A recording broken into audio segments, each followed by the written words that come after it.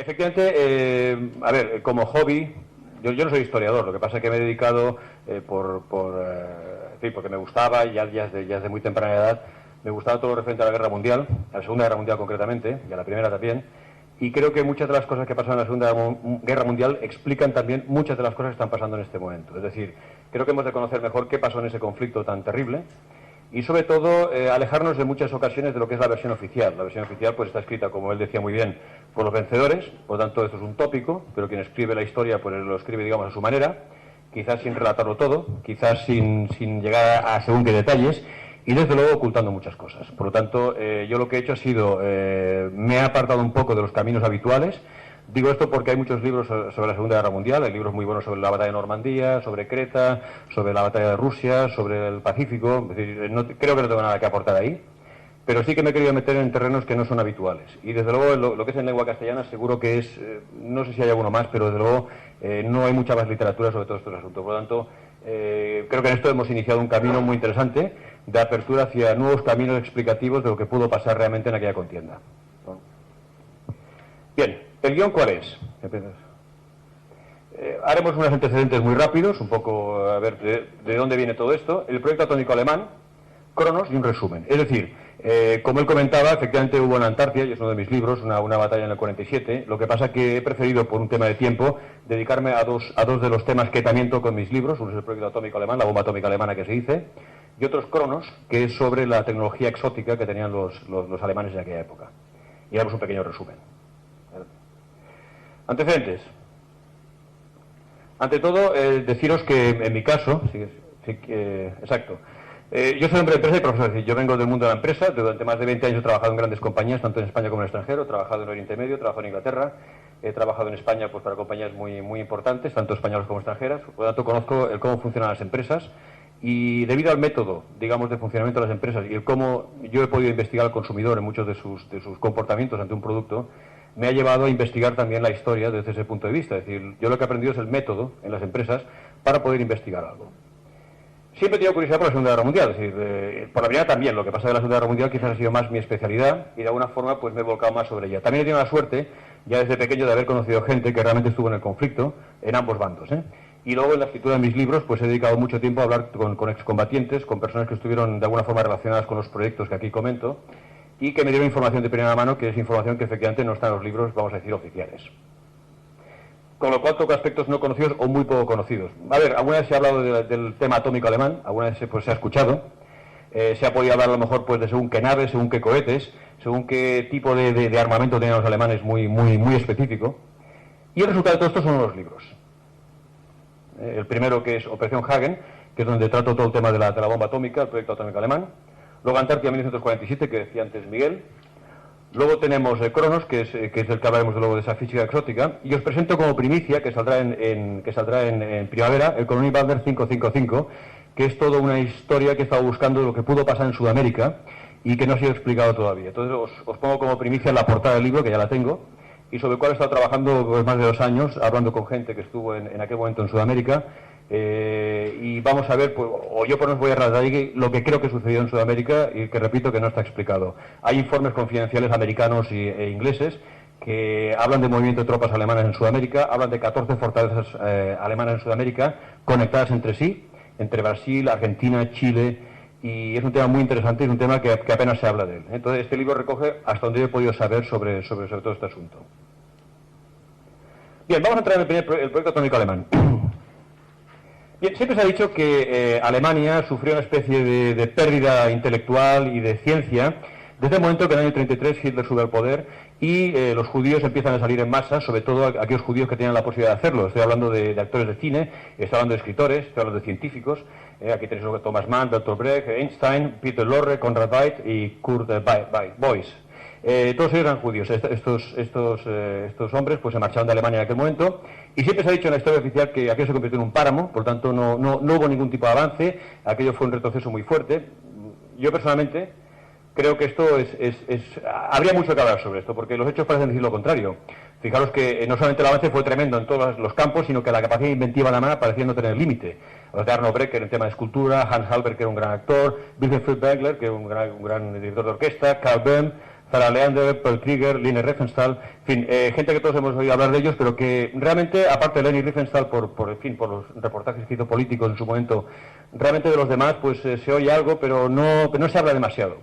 Y muchos más que hubo, ¿eh? O sea, esto es en un aspecto, vamos a llamarle, cultural, en el aspecto social incluso, en el aspecto pues filmográfico, ¿eh?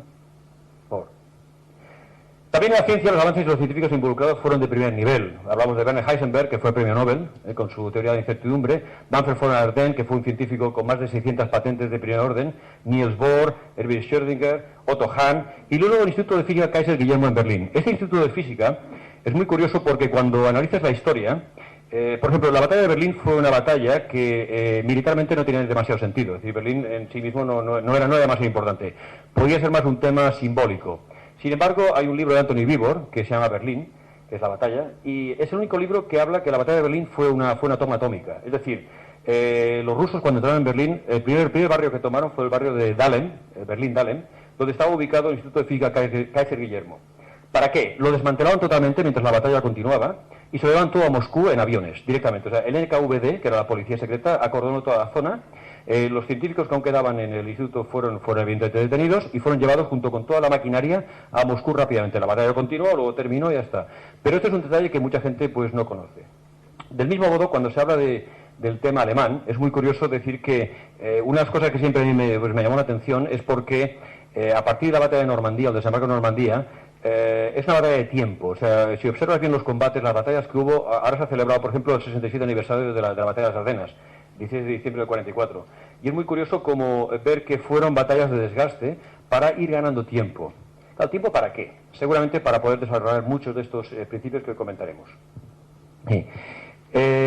Fijaros que en desarrollos tecnológicos aplicables en múltiples campos podemos tirar, por ejemplo, Conrad Zuse y sus computadoras Z 3 años antes que la ENIAC aliada. Es decir, ellos trabajan con un computador que era programable, llevaba teclado y podía hacer unas operaciones de altísimo nivel y muy complejas además.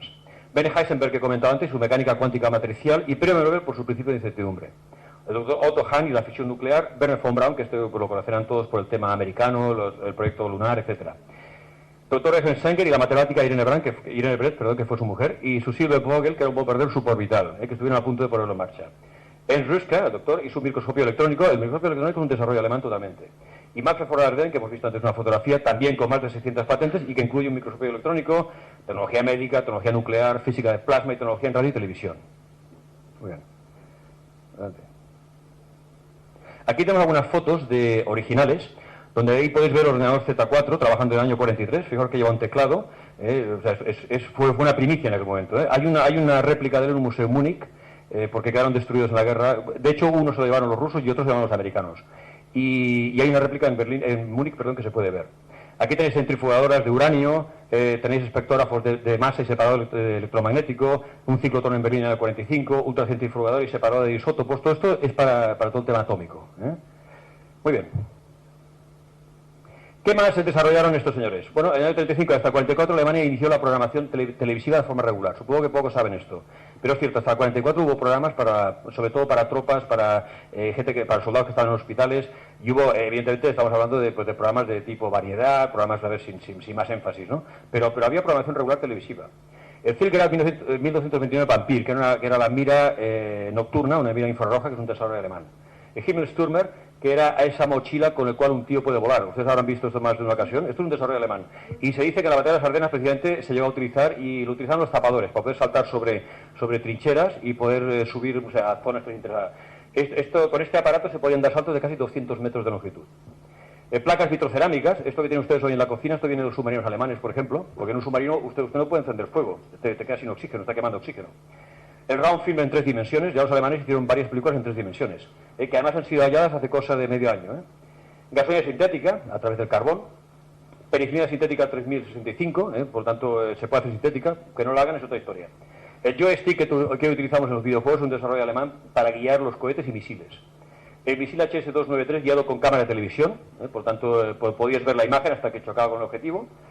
Aviones a reacción y helicópteros colibrí. De hecho se llegaron a fabricar 2000 helicópteros, o sea, fue la primera vez en el mundo que se hizo producción militar de helicópteros. Diseños y pruebas de vuelo de discos volantes con diferentes sistemas de propulsión. Cuando se habla de discos volantes, todos pensamos en los famosos platillos volantes. Yo tengo un contencioso con el amigo Miguel sobre este asunto, porque para mí son totalmente terrestres. Él evidentemente, pues, en parte sí y en parte no, y muchas veces pues lo hemos comentado, ¿no? Pero una nave voladora de forma discoidal no es nada extraño, ¿eh? De hecho, hay patentes alemanas ya en los años 20 de naves discoidales, es decir, que no tiene nada que ver con extraterrestres. Otra cosa es lo que nos han vendido a partir del año 47. Y la bomba atómica, ¿de acuerdo? Que sería un poco el tema. Adelante, por lo tanto, todo esto indica hacia arriba. Aquí vemos algunas fotos de cosas que hemos comentado. Los Juegos Olímpicos de Berlín ya habían cámaras de televisión, por ejemplo, ordenador binario Z1, el primer ordenador que hizo ya en los años 30, con Zuse, primer microscopio electrónico en el año 40, televisión FE1 en septiembre del año 35. Estos son los sistemas Vampir de visión nocturna, esto en un carro Pantera, y aquí en un Stungeberg 44 montado para un infante. Y luego tenéis aquí primer magnetófono, audio y vídeo del año 42. Esto lo utilizaban ya las SS. Por lo tanto, fijaros hasta qué nivel llegaban. Todo esto difícilmente se sabe y es muy difícil encontrar fotografías de este tipo. Pero bueno, vas buscando y al final pues aparecen cosas. Bien, vamos a hablar del proyecto atómico. Adelante, ves bajando. Hubo un proyecto atómico oficial, por favor, que lo daba Albert Speer. ¿De acuerdo? Este era, digamos, el que todo el mundo conocía, todo el mundo sabía, en fin, ahí no habían dudas. Luego hay un proyecto atómico no oficial, que lo llevaba el doctor Wilhelm Oehlensorge, que era el ministro de Reichspost, el ministro de Servicio Postal, y la Wehrmacht. Y luego otro proyecto atómico no oficial, que lo llevaba el doctor ingeniero general SS Hans Kammler, la Luftwaffe y las SS científicas. ¿Qué pasó con el primer proyecto atómico oficial? No hay ningún resultado operativo. De hecho, los científicos fueron capturados después de la guerra que estuvieron involucrados en este proyecto. De hecho, ellos no pasaron de los ciclotrones, empezaron a hacer alguna cosa, pero no fueron más allá. Sin embargo, los otros dos proyectos que hemos visto en rojo se unen en un solo proyecto atómico alemán. ¿Quién lo lleva? El doctor ingeniero general SS Hans Kammler, del cual se sabe muy poco, es un personaje real, evidentemente, y se sabe muy poco, era de las SS, evidentemente. Y además era un hombre que a partir del 20 de julio, cuando hubo el atentado a Hitler en Rastenburg, él tomó todas las riendas de todos los proyectos ultrasecretos militares que Alemania estaba llevando en aquel momento. Y el hombre en cuestión de meses dio un impulso a todo brutal. O sea, no quiero ni pensar si este hombre hubiese estado a partir de septiembre del 39 al cargo de todo esto. No sé dónde hubiesen llegado. Resultados. Separación efectiva y refinado de uranio enriquecido 235, básico para bomba atómica. Se llegaba a hacer una bomba atómica operativa de uranio desarrollada por el doctor Seufert de Nordhof y una bomba operativa de plutonio desarrollada por el doctor Stetter en Innsbruck, en Austria. Por lo tanto, ellos llegaron realmente a algo. Esto es muy curioso porque es un mapa, como ven, de Manhattan. Sí, por favor. El problema a nivel tecnológico al que llegaron los alemanes es este plano de Manhattan, donde se han calculado los efectos calóricos de una explosión nuclear y los anillos concéntricos de la expansión explosiva. La bomba calculada es de 18 kilotones. Este plano es del año 42 y fue realizado por las SS científicas y la Luftwaffe. Pero la pregunta es, ¿cómo y para qué se puede calcular algo así si nunca llegaron a la bomba atómica? Y según la historia oficial, Alemania nunca pasó de unos desarrollos muy simples y primitivos tecnológicamente hablando. Esto se ha sabido hace poco, durante la toma de Sebastopol en el 42, y según se ha sabido recientemente tras analizar los inmensos búnkeres rusos, se sabe que los alemanes utilizaron obuses combinados, lo que llamaríamos bombas sucias, o sea, combinaban una parte de isótopos con explosión convencional. A través de los grandes morteros, el Karl y el Thor, que lanzaban unos obuses de 2,5 toneladas. Entonces esto llegó a reventar todos los búnkeres rusos en Sebastopol, que eran brutales. En julio del 43, durante la batalla de desaliente de Kursk, una batalla de tanques brutal que hubo en Rusia, un solitario de la Luftwaffe lanzó una bomba que mezclaba explosivo convencional y atómico a 150 kilómetros al sudeste de Kursk. Hizo desaparecer de la faz de la Tierra a 19 regimientos blindados soviéticos.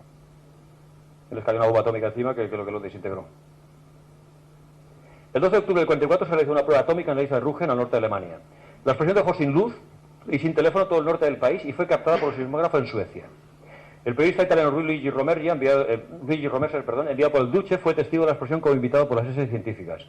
Como consecuencia, porque Mussolini tenía muchas dudas y él quería saber si realmente los alemanes habían llegado muy lejos, y envió a este Luigi Romersa, que era un científico, además periodista, y era un hombre pues, que sabía mucho de temas militares, y los alemanes demostraron no solamente la explosión atómica en Rügen, sino varios desarrollos que habían llevado a cabo. Entonces, en aquel momento Mussolini pues volvió otra vez a la carga, por decirlo así, e hizo un discurso en Milán, que era el discurso de la Riscosa, donde él volvió otra vez a comprometerse con Alemania para continuar la lucha. El caso de Luigi Romersa, decirles que es un tío de primera categoría, que dice que no es ningún tonto ni ningún bromista, es decir, era un hombre que de alguna forma lo que explicaba es lo que vio Y de hecho, él lo explicó en un artículo que publicó una revista militar a principios de los 50, donde explicó pues lo que él vivió en Ruge en aquel momento, con todas las evidencias científicas, los búnkers que habían. Aquí tienen ustedes por la entrada de un búnker que hay en la isla Rugen todavía alemán, original. Y él estuvo allí, que él explicó lo que pasó ese día, y efectivamente los sismógrafos captaron en Suecia la explosión y dejó sin luz, como dice aquí, sin teléfono, todo el norte de Alemania. Si Alemania disponía de un arsenal así, ¿por qué no lo utilizó? Esta es la pregunta que surge inmediatamente. Oiga, si es la bomba atómica, ¿por qué no lo utilizan? Entonces, hay varias razones. Primero, el número limitado de ingenios nucleares. Es decir, no tenían varias bombas atómicas, a lo mejor tenían 2 o 3. Hasta finales del 44 no se comprobó el alcance de la explosión. Es decir, habían bombas, digamos, mezcladas, como decíamos antes, pero una bomba atómica realmente operativa nunca se había probado. Y he de deciros que, y esto lo explica Otto Skorzeny en una de sus memorias, que el Führer tenía muchas dudas de qué podía llegar a pasar con una bomba atómica, realmente qué desastre podía llegar a causar. El lanzamiento sobre una ciudad y su no explosión hacían que pudiese caer en manos enemigas. Claro, la bomba cae, no explota, esto cae en manos enemigas, por lo tanto perdemos un ingenio muy importante. Una arma atómica ya estaba desfasada por los estándares científicos alemanes del momento. Esto puede parecernos increíble, pero en aquel momento la bomba atómica era algo que ellos ya tenían más que superada, y lo veremos en Cronos. Y se apartaba de la cosmovisión política de Hitler. Es decir, Hitler no buscaba esto, aunque nos pueda parecer increíble. ¿Qué sucedió entonces? La misión atómica.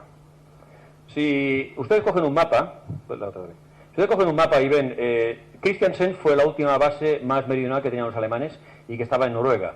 Hasta Nueva York son 5.500 kilómetros. Sin embargo, ustedes cogen desde Turingia, Praga, hasta Tunguska, ustedes tienen 5.500 kilómetros. ¿Esto qué quiere decir? Que Alemania en aquel momento puede llegar a Nueva York o puede llegar a Tunguska. ¿Qué hizo Alemania? Se decidió por Tunguska. Ustedes han oído hablar mucho de Tunguska, esa explosión que hubo en 1908, que ahora comentaremos. El avión elegido fue un Heinkel 177, que era un avión estratégico alemán que podía alcanzar esa distancia sin ningún problema. Aquí hay varias fotos. Ese es el avión original que ven arriba, destruido en la base de Letov en Praga. Y si se fijan en esta foto que aparecerá ahora, ese avión fue modificado en su bahía de bombas para albergar una bomba de 5 toneladas, que es lo que pesaba una bomba atómica en aquel momento. Estas son fotos originales en Letov. Y el avión está destruido después de un ataque aéreo que hubo. Sí, por favor. Resultado. Ellos lanzaron la bomba en Tunguska, ahora lo comentaremos. Durante varios días se paralizó la ofensiva soviética hacia el corazón de Alemania. Es decir, realmente sí que se paró la ofensiva, o sea, y los rusos iban pues atravesando Polonia y hacia Alemania, y de repente se separaron, estuvieron varios días parados. El mismo día, el 23 del 2, que es cuando sucedió ese bombardeo atómico alemán, el 23 de febrero, Goebbels, en nombre de Führer, dio un discurso por ahí donde pedía perdón a Dios por el arma devastadora que acaban de utilizar, pero prometía la victoria final. Esto está grabado, esto es original. Tras meses sin visitar el campo de batalla, Hitler se personó en el frente del Oder, en la que sería su última visita a las tropas. Se mostró contento y animado. Y a la vista de que no había más bombas como aquella, Stalin ordenó reanudar el ataque con más intensidad sobre Berlín. Esta es una de las fotos de Hitler en el Oder. Aquí tenemos fotos de las bombas originales y luego cómo fueron pintadas por los americanos. A mí siempre me ha llamado la atención estos colores tan curiosos, el color este azul eléctrico y la Fatman, la bomba de plutonio, la pintaron como una abeja. Si ustedes se fijan en esta fotografía, que es la foto original todavía alemana, verán que detrás pone una G, que es Gefahr, peligro. Esto era una normativa militar en cualquier explosivo alemán. Entonces, aún aquí conserva la G original hasta que luego fue pintada.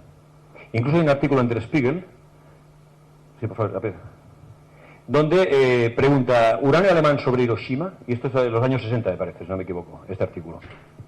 ¿Vale? Con lo cual ya habían, 96, perdón, con lo cual ya habían algunas dudas de qué realmente cayó sobre Hiroshima. Yo siempre he defendido que las 2 bombas atómicas que se lanzaron sobre Japón eran bombas alemanas capturadas. Curiosidades, vamos a la Tunguska. En 1908 se dice que hubo aparte de que hubo mucho meteoro, digamos, sobre varias partes del mundo, se dice que sobre Tunguska cayó algo que hizo una explosión brutal. Entonces, aquí vamos a ver varias fotos, 1908, 1927 o 1945, ¿vale? En los 3 casos. Fijaros que la devastación es brutal. Sigue, por favor. Esto se ve todo fatal. 20 años después de la explosión. Porque claro, esto se supone que son fotos que hizo un explorador, que ahora veremos su fotografía, se llama Kulik, que lo mandaron los soviéticos a esa zona para ver qué había pasado. Y esto es Tunguska ya recuperado en los años 90, si no me equivoco, y donde, bueno, en teoría el bosque ha vuelto otra vez a su estado normal. Por favor. Sin embargo, si nos fijamos en un detalle muy importante, el 18 de 5 de 1980 hubo una explosión volcánica de una potencia de 24 megatones. Esto fue en el monte San Helen, en el estado de Washington. No sé si les suena esto, todo es relativamente reciente. Desaparecieron casi 500 metros de la cima, o sea, una montaña de casi 3.000 metros bajó a 2.500. 60 kilómetros cuadrados se vieron afectados de forma directa y casi 600 de forma indirecta. La velocidad de la avalancha llegó a los 483 kilómetros por hora. La temperatura fue de 700 grados, la altura de la nube 25 kilómetros y la profundidad del cráter 635 metros. Esta es una foto reciente, digamos, al poco de la explosión. Esto fue el año 83, o sea, 3 años después. Luego estos me parece que son 9 años después. Y finalmente ya 14 años después está todo recuperado. ¿Qué quiere decir con esto? Que cuando cae una explosión atómica, y esto es un efecto comprobado científicamente, hay una recuperación de la flora muy rápida. Quizás el átomo tiene esta característica, no sé. Pero parece que la cosa es muy rápida. Entonces, ¿qué pasó aquí? Desde mi punto de vista, lo que sucedió es que Tunguska, lo que sin discutir que en 1908 pudo pasar ahí una explosión, eso yo no voy a discutirlo, sí que es verdad que hubo otra explosión, una segunda explosión, que fue la que realmente no nos importa, que fue ese bombardeo alemán que lanzó el 23 de febrero sobre Tunguska esa bomba. ¿Qué quiere decir todo esto? Que Stalin sabía que ya comenzaban a haber vuelos espías norteamericanos sobre territorio soviético. Es decir, ya en aquel momento habían aviones que volaban a mucha altitud y que fotografían Rusia. Stalin no puede mostrar debilidad ni demostrar que Alemania acaba de asestarle un golpe de aviso a todo el frente aliado. Stalin une un famoso misterio de 1908 con la bomba que acaba de lanzar Alemania. Lo que podrían fotografiar los americanos son los restos de la explosión de 1908, nada más. Entonces, Stalin utiliza un personaje digno de película de Hollywood, Leonid Kulik, como la persona que hace las fotos en el año 27, supuestamente. Por favor. Aquí está Stalin y aquí una foto del amigo Kulik. A partir de aquí las fotos que aparentemente hizo Kulik están hechas en el año 45-46 y de ahí la enorme devastación que muestran. Es decir, no puede ser que del año 1908 hasta el 45 no haya recuperación de esos bosques. Es decir, es imposible. Por lo tanto, que dice que estas fotos son del año 45 y responden a la explosión nuclear alemana. Los comunistas usan el trucaje en fotos desde la Revolución de Octubre. Nada nuevo para ellos. Es decir, hay cientos de ejemplos de fotos retocadas por los rusos donde aparece gente, desaparece gente. Por lo tanto, no tenía nada de extraño el retocar. Os diré también otra cosa. Cuando se supone que este hombre fue en el año 27, en aquel momento había una guerra civil en Rusia. Sí, tira para atrás, por favor. Había una guerra civil en Rusia, por lo tanto llegar hasta Tunguska no me puedo ni imaginar, porque llegar hoy es dificilísimo. El año 27 con unos trineos y de cualquier manera creo que era punto menos que imposible. Sin embargo, se supone que este hombre lo hizo. Yo tengo serias dudas. Por favor. Esta es una noticia de Washington Post fechada en junio del 45, donde se indica el descubrimiento de un inmenso aeropuerto militar alemán en Noruega, donde comentábamos antes en Christiansen, cerca de Oslo, con 40 bombarderos gigantes de largo alcance preparados para bombardear Nueva York. ¿Llevaría la bomba atómica también en ese vuelo? Aquí tienen la noticia. Otra noticia que aparece en el London Daily Telegraph, fechado en agosto del 45, donde se indica el miedo que había en Inglaterra, en el año 44 ya, sobre una posible bomba atómica alemana que podría haber sido lanzada sobre las Islas Británicas en agosto del 44. ¿Por qué temen algo así si Alemania nunca llegó a nada en el terreno nuclear? ¿O sí? ¿Qué quiere decir con todo esto? Que de alguna forma se nos ha ocultado una buena parte de lo que debió pasar en aquel momento. Tenemos lo que sería todo el análisis, digamos, oficial, a partir de Albert Speer, donde se supone que no consiguió nada. Sin embargo, toda una parte donde sí que consiguieron algo y que llegaron a lanzarlo.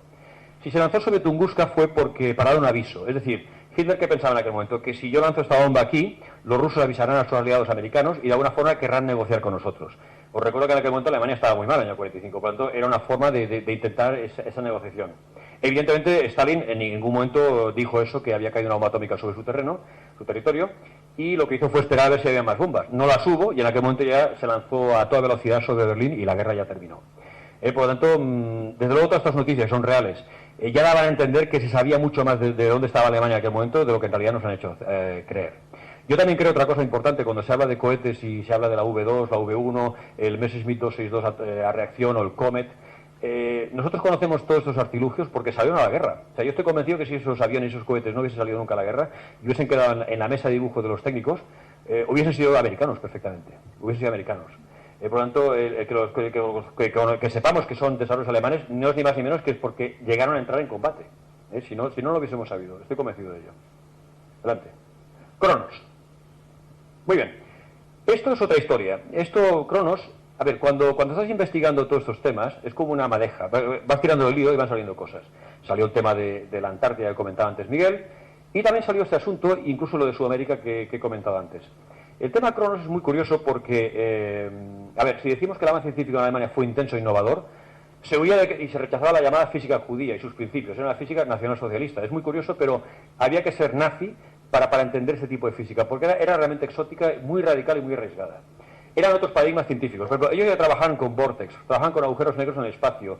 En fin, había millones de cosas muy revolucionarias ya en aquel momento. Todo esto a mando del general Kambler, que hemos comentado antes, el máximo responsable de los proyectos secretos. Aquí una foto del amigo Kambler. Muy bien. El general Kambler disponía de un centro de investigación que era el más adelantado del mundo. Se denominaba Kamblerstab y estaba orientado a los proyectos más arriesgados. Era lo que llamaríamos un think tank, es decir, él lo que hacía fue reunir a los mejores cerebros de aquel momento en Alemania, e incluso en países, digamos, que colaboraban con ellos, y los reunió en este think tank, que era el Kamblerstab. Es muy curioso porque Kambler no elegía a sus científicos en función de su fe política, o sea, nos olvidamos de esto. Es posible que con él trabajase gente que no fuese nazi, ni mucho menos, pero los escogía por su capacidad técnica, lo que nos demuestra un pragmatismo absoluto y unas ganas de conseguir objetivos mucho más que gente que fuese realmente o viviese en la fe nacionalsocialista, ni muchísimo menos. Y el Kamblerstab tenía su base centrada en Praga, en las instalaciones de Skoda, en el protectorado de Bohemia y Moravia. Esta fue una zona donde apenas había bombardeos, en una zona donde se podía trabajar bastante tranquilo. Y además os diré una cosa, la fábrica Skoda participó en el esfuerzo alemán con, yo diría que la mitad de la artillería que utilizó Alemania en la Segunda Guerra Mundial venía de Skoda. Fabricaban muy buenos tanques y además tenían un sistema, todo el tema de artillería era muy bueno, y luego tenían una excelente óptica, por ejemplo. Con lo cual esto fue muy importante para todo el esfuerzo alemán. En documentos militares alemanes de 1942 se habla de un proyecto ultrasecreto llamado Tor, que en alemán quiere decir puerta, que a partir de 1943 se subdividió en dos proyectos, uno llamado Cronos, Dios griego del tiempo, y el otro Lenta Entrega, que es que importa la luz. Son nombres muy curiosos y sugerentes para un proyecto militar, pues estaremos de acuerdo que puerta, tiempo y alguien que lleva la luz, como mínimo son nombres que se apartan de lo que sería la tecnología militar habitual. Y lo más relevante es que todo este proyecto estaba bajo el epígrafe Kriegszeiten, o deseo para la guerra. Ese epígrafe apareció, si no me equivoco, en otro proyecto alemán. Quiere decir que un proyecto bajo este epígrafe no tiene ningún tipo de limitación. Es decir, hay que conseguir material como sea. Hay que llevar a cabo esto como sea. Y el resultado de este proyecto fue una máquina llamada Die Glocke, o la campana. A ver, aquí os pongo lo que podría haber sido esa máquina, sobre todo la de abajo, no la de arriba, que es una fantasía. Pero la de abajo sí que puede ser mucho más parecida a lo que debió ser. Ahora comentaremos. Es una máquina, como veréis, con esa forma campana, y de ahí su nombre, que podía alterar el espacio y tiempo. Ahora lo comentaremos. Tanto el general Kambler como la SS o el que prefiere Emil Mazur lograron reunir en el proyecto a científicos extraordinarios que trabajaron sin descanso en una nueva física que permitiese la consecución de los objetivos, en este caso la victoria. Y conviene citar a la extraordinaria matemática Elisabeth Adler de la Universidad de Königsberg, que participó en el proyecto y de la que se sabe muy poco. Fue una mujer que se sabe que daba matemáticas, además un tipo de matemática muy avanzada también. Y desapareció con el general Kambler. Aquí tienes, por ejemplo, al doctor Hermann Ober, que era un especialista en cohetes y vuelos estratosféricos y espaciales, incluso colaboró con los americanos. Kurt de Busch, era un especialista en parámetros de alta descarga eléctrica y medición del suministro eléctrico de alto voltaje. El doctor Kurt de Busch fue colaborador de von Braun luego en Estados Unidos, y además fue el jefe de la base de Cabo Cañaveral. Y el doctor Walter Gerlach, especialista en polarización, gravedad magnética, transmutación de elementos y plasma de mercurio. ¿Estáis de acuerdo conmigo que son especialidades realmente muy avanzadas para la época, o que ya incluso hoy nos suenan a chino? Adelante. Otros notorios científicos que participaron a través de sus investigaciones fueron el doctor ingeniero Otto Christoph Hildenberg, que trabajaba sobre los vórtices emergentes y desarrolló la base matemática de un modelo atómico coherente con los principios de rotación particular del éter. O sea, él llegó a decir que era todo un principio geométrico, como decía Carl Friedrich Krafft también. Y en este caso, Carl Friedrich Krafft desarrolló la mecánica cuántica particular. O sea, estaréis de acuerdo que eran bastante avanzados, demostrando que el átomo es una construcción geométrica o topológica del éter y que funcionaba con una bomba de éter. Fue un pionero en electrogravitación y antigravedad. De ahí viene que algunos motores ya de la última época para estas naves discoidales fuesen electromagnéticos o de antigravedad. Es una foto del doctor Otto Christoph Hildenberg. Kambler obtuvo la colaboración de organizaciones técnicas como la FED, que era la Investigación de Patentes y Desarrollos, la AEG, que todos habréis oído hablar, de Investigación en Alto Voltaje y Alta Frecuencia, y la Oficina Militar de Armamento. La campana abarcaba dos áreas de interés científico, una era física y otra médico-biológica. Y por otro lado, y en conexión con las anteriores, había dos objetivos operativos. A, el desarrollo de una nave antigravitacional que permitiese vuelos espaciales sin restricciones de ningún tipo, aplicando la energía de gravedad cero y que Alemania dependiese del petróleo. Y la posibilidad de monitorizar el tiempo y su ingeniería, es decir, viajar en el tiempo. Esto puede sonar increíble, pero ahora veremos. La campana. 1. Los experimentos se llevaron a cabo en la Baja Silesia, en los Sudetes, y las últimas en Ludwigsdorf, hoy Ludwigsdorf, en Polonia. La parte central y principal eran dos cilindros, dentro de esta forma campanada, de 1 metro de diámetro, que cada uno ubicados uno sobre el otro y que giraban en sentido opuesto, a una altísima velocidad. Estos cilindros contenían mercurio de extrema pureza, el eje era de un metal especial de unos 20 centímetros de diámetro. El eje estaba fijado en un pedestal, fabricado de un metal pesado donde descansaba la máquina. Y antes de cada prueba, el contenedor de cerámica cubría la máquina y era rodeado por una pared de plomo de 3 centímetros de espesor. Y la pared de plomo que rodeaba el contenedor se rellenaba con una sustancia extraña y metálica de color violáceo dorado. Aquí tenéis fotos de los lugares donde se lleva a cabo esta prueba. Esto es Polonia. Veréis que aquí hay un anillo de pruebas que se llama de 30 metros de diámetro, 7 metros de altura y 10 columnas de 1,40 m de grosor. Que además cuando te fijas, cada columna lleva una especie de anclajes de acero que debían de soportar algo que tenía una fuerza brutal. Y que claro, ahora no tenemos más información sobre esto, pero esto está todavía en Polonia, se puede visitar, aunque están tapadas todas las entradas a los búnkers y las zonas de investigación. La zona... La zona de funcionamiento debía estar a una temperatura constante que impedía que la sustancia, que estaba ligeramente coagulada, se coagulase totalmente. Es decir, había una especie de baño donde funcionaba esta máquina. La sustancia recibía la codificación de IRR Serum 525 y contenía óxido de torio, óxido de berilio, mercurio y parece que isótopos pesados. Antes de cada prueba, el mercurio era refrigerado a muy bajas temperaturas utilizando nitrógeno y consiguiendo una vida útil de mercurio más prolongada. Con lo cual, fijaros que aquí el mercurio es uno de los productos o uno de los elementos que tienen que ver con la posibilidad de cambiar lo que sería un plano espacio-tiempo. Las primeras pruebas se realizaron en una especie de piscina sin agua. Bajo tierra esa piscina se recubría totalmente de azulejos de cerámica y el suelo además con una gruesa capa de goma. Una especie de aislante que tenía esta máquina. Tras cada prueba se limpiaban los azulejos con un líquido rosado de consistencia parecida a la brea, quedando la alfombra de goma inservible. Había que cambiar cada vez todo este material, digamos, que rodeaba la prueba. Se filmó, fotografió y midió exhaustivamente cada prueba. Se hicieron pruebas sobre organismos vivos, como plantas e insectos mamíferos. Los científicos trabajaban protegidos a 200 metros de distancia. Y entre mayo y junio de 44 se efectuaron muchas de las pruebas que al principio le costó la vida a varios científicos. De hecho, y en esto la doctora Agler fue muy importante, hubo varios problemas con emisiones que mataron a varios científicos. Luego esto se fue graduando, como aquí comento, hasta que la máquina llegó a funcionar, digamos, de forma óptima.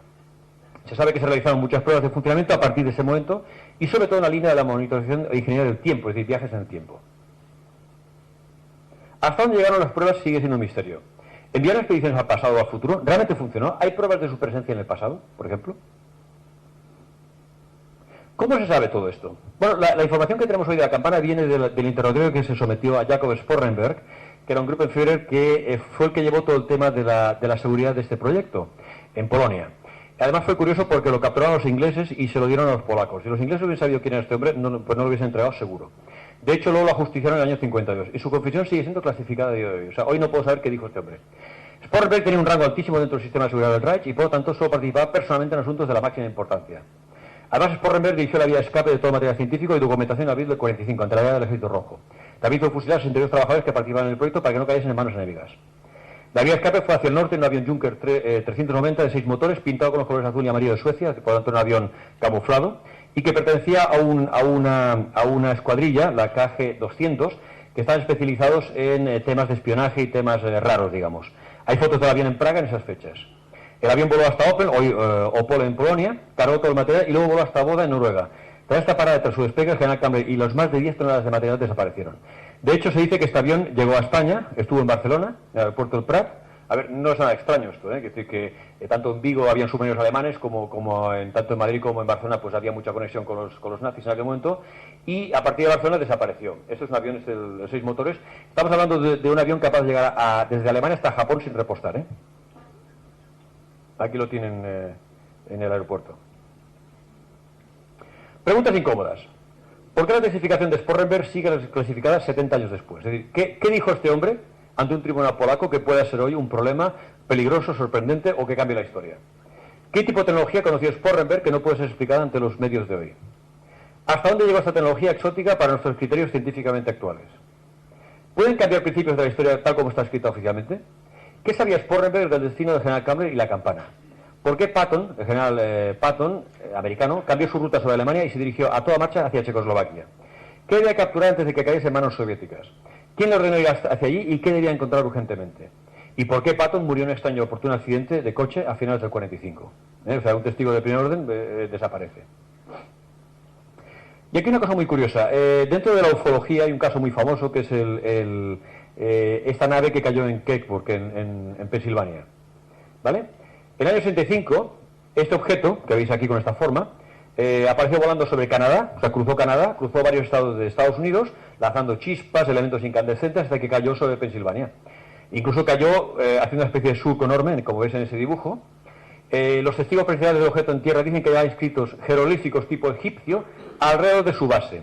La zona fue acordada inmediatamente por el ejército y el objeto trasladado a otro lugar bajo el máximo secreto.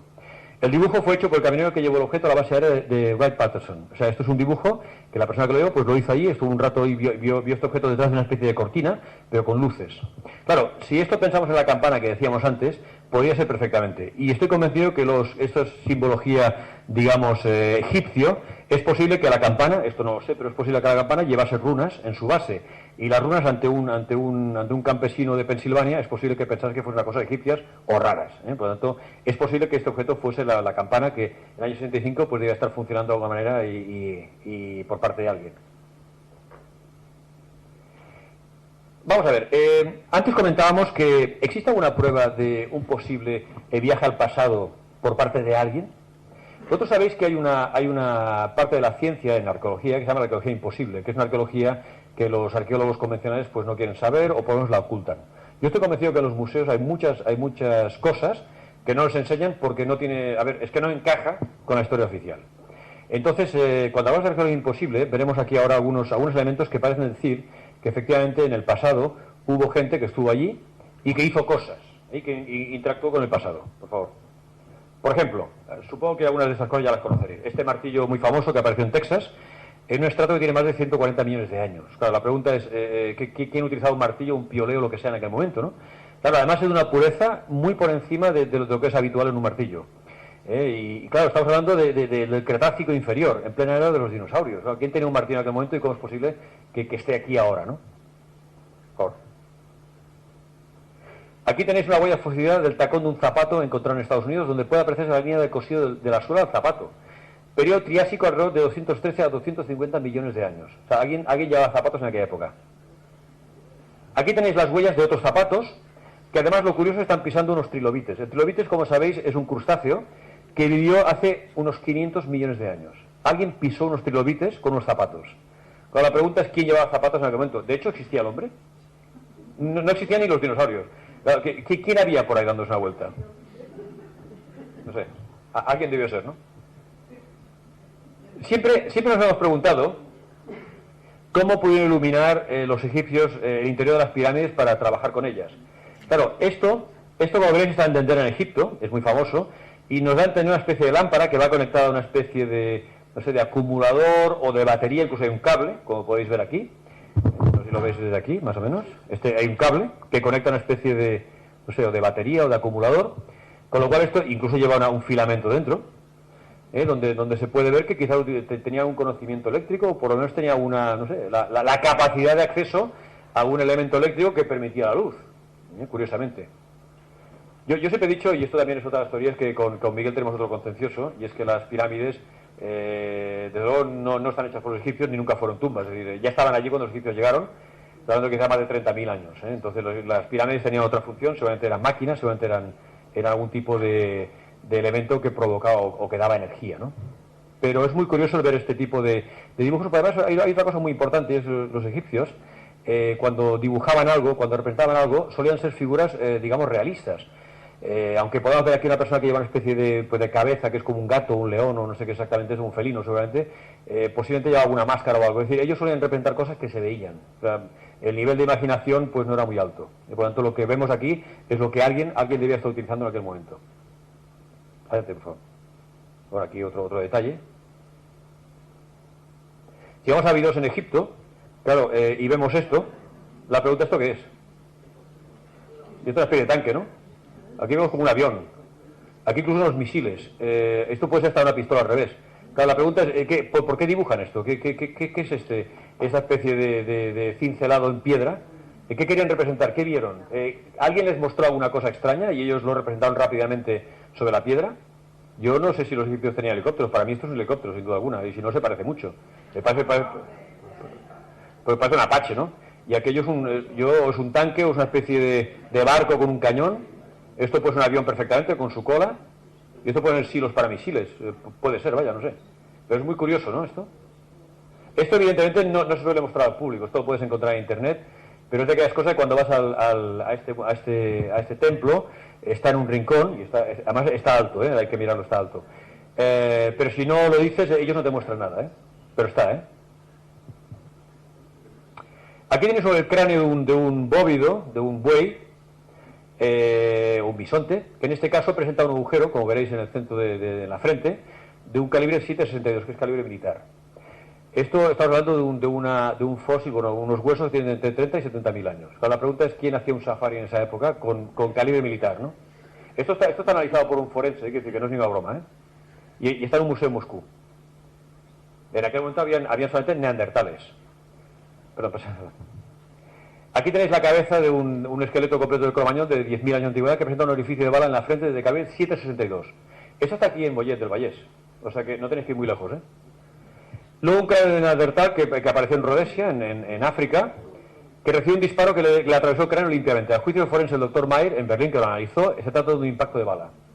Otra vez, ¿quién utilizaba armamento en aquel momento, no? Claro, al igual que miles de situaciones durante la Segunda Guerra Mundial, estas son algunos misterios que siguen bajo el epígrafo de clasificado y no se tiene acceso público a la información. Pero la pregunta es ¿por qué? Han pasado casi 70 años del final de la Guerra Mundial. ¿Y qué puede haber hoy que sea tan terrible o que no podamos conocer o que pueda cambiar la historia oficial? Y repito, aquí hemos hablado de dos asuntos, que uno es la bomba atómica y otro es el Cronos, la máquina esta.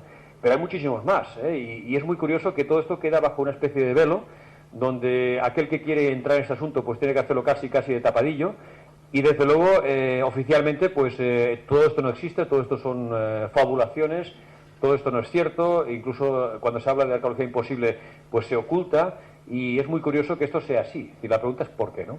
¿Por qué no se puede saber qué sucedió en estos y otros asuntos? ¿Por qué hay cuestiones de la guerra que pueden afectar a la seguridad nacional de muchos países en el siglo XXI, tal como alegan? ¿Qué nos ocultan en realidad, no? ¿Qué nos ocultan? ¿Y ustedes qué opinan de esto? Sí, por favor. No, es de la Guerra Mundial. La NG-42 dispara 7,62, por ejemplo. Y el Zungeber 44 también. Entonces, era calibre normal de combate. El STG-44. El 7,62. Sí, seguro. De hecho, era el calibre más habitual, Sí. Incluso los aliados también utilizaban el 7,62. En algunos casos, no siempre. Estaba la munición de 45 en la Thompson, por ejemplo, que era más. Pero lo más habitual era el 7,62, seguro. Claro, ¿y ustedes qué opinan de todo esto? Sí, por favor.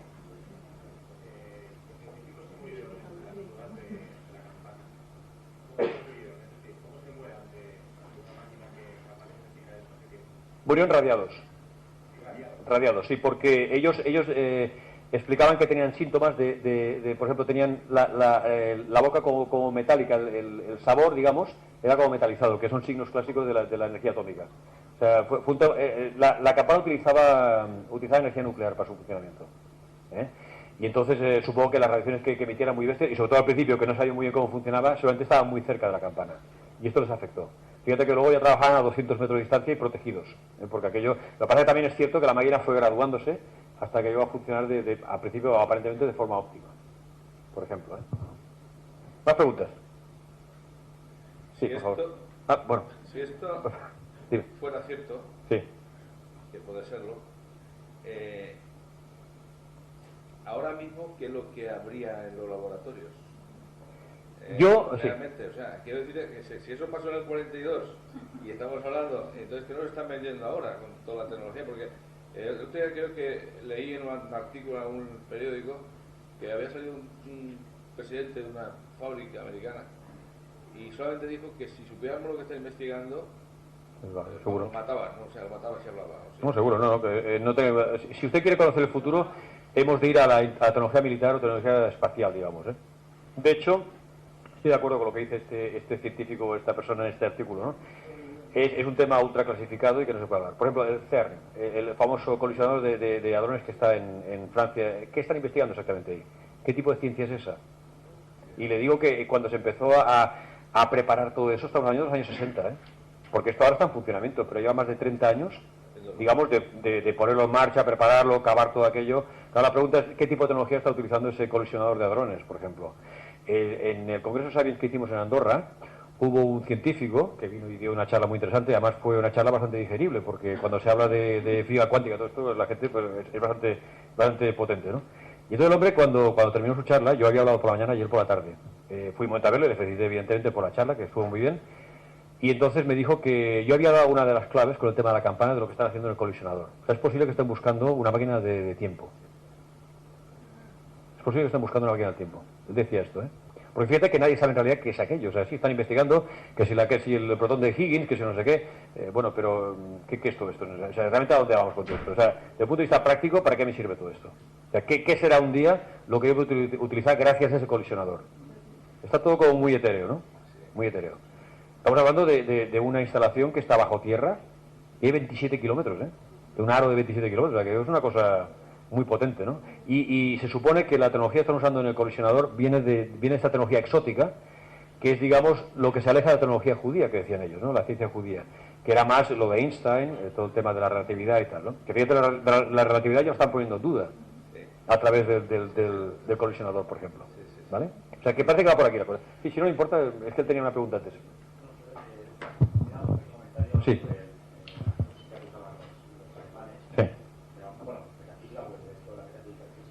Sí.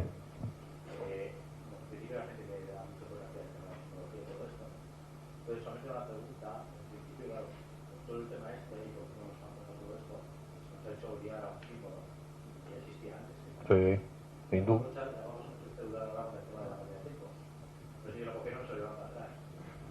No lo sé, eso no puedo decirlo, no lo puedo decir esto. Que efectivamente usaban la esvástica, que es un símbolo pues muy antiguo, hindú, y, en fin, y además un símbolo de suerte, un símbolo además de movimiento. De ahí llegaremos al sol negro, en fin, hay muchas historias para hablar, ¿no? El tema es más profundo que parece.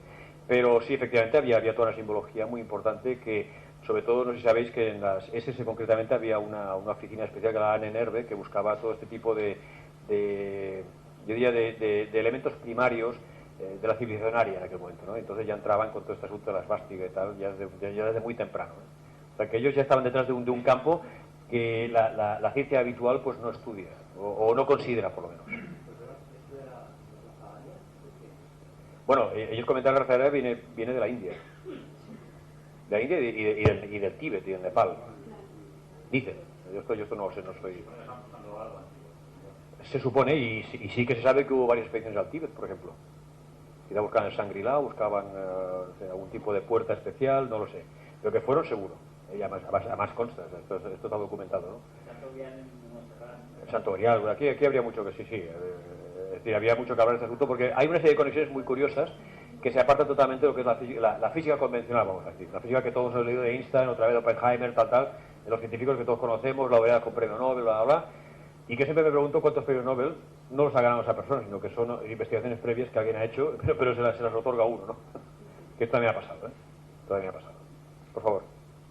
Yo he comentado algo que hace poco, unas semanas, estuve investigando un poco en la Antártica a través de Google Earth. Sí. Y empecé a abrir todas esas ventanitas que hay con fotografías, con el hielo y todo eso. Y de repente veo una foto con una isla, que, bueno, con hielo o montaña. Y ahí encontré que había una foto de un platillo volador de los nazis, que se llamaban Reichsscheibe, que estaba incrustada dentro de una grieta de hielo, que no hay manera de sacarla, estaba muy metida ahí dentro. Y la ciudad tiene, lo podéis ver. De la Antártida, sí, efectivamente, yo he visto una foto.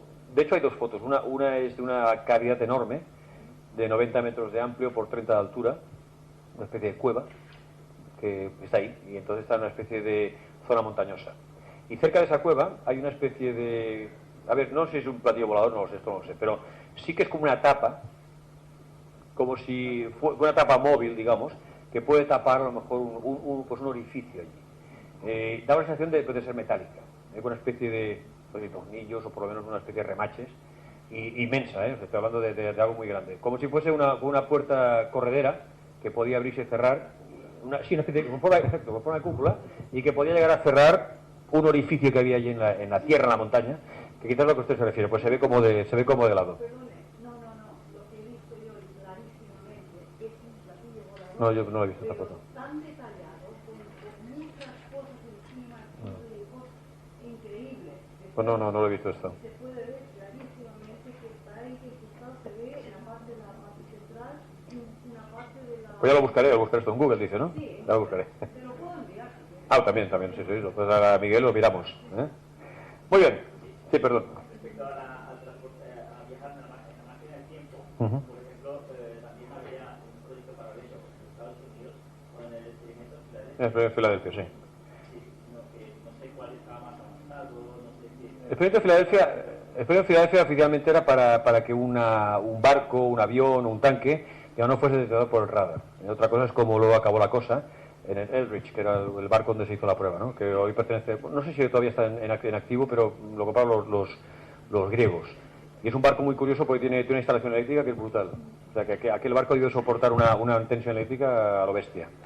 Y parece que apareció en Filadelfia, después apareció en Norfolk, en fin, no sé qué pasó exactamente. No sé si es tanto un tema de tiempo o un tema, digamos, realmente de radar, ¿no? O sea, es la única duda que tengo, ¿no?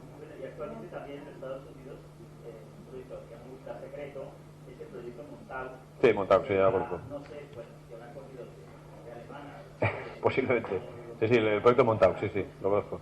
Hay varios temas que están fuera de la luz pública y que se están llevando a cabo y que esconden bastante cosa, y quedaría aquí para hablar durante todo el día, Bueno, aquí para hablar de... ¿Sí, última pregunta? Sí, perdón, por favor. Respecto a la relación que hay entre todas las anomalías que vemos en el cielo, tanto de día como de noche ahora, y esas investigaciones. Yo repito lo que he dicho antes al principio, ¿no? Aunque el amigo Miguel a lo mejor me mata, pero yo voy más por la vía de objetos terrestres, puro y duro, que no extraterrestres, y lo digo con toda la franqueza. O sea, para mí una nave discoidal, pues repito, no es ninguna cosa extraña. O sea, algo que vuela, que sea discoidal, tiene todo el sentido. O sea, ¿qué quiere decir esto? Que muchas de las pruebas que hemos visto, pues son terrestres. O sea, yo no puedo discutir que a lo mejor, pues en algún momento ha podido venir una nave extraterrestre. Pues podría ser, no voy a decir que no. Pero veo más un tema totalmente humano, ¿no? Y de altísima tecnología, muy avanzada y que evidentemente no puede estar o caer en manos de cualquiera, ¿no? Y se hacen...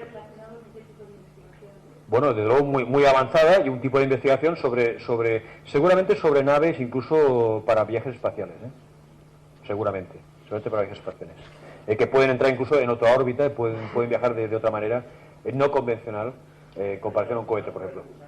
Bueno, quizás un agujero gusano, por ejemplo, haya una galaxia muy lejos, muy rápido, ¿no? Por ejemplo. O sea, aquí hay muchas teorías que darían para hablar por mucho rato, ¿no? Perdón. Muy bien, oye, pues, por favor, aquí las preguntas. Y cerramos ya el tema. Pues, dale, por favor. Muchísimas gracias por su atención. Muy amables.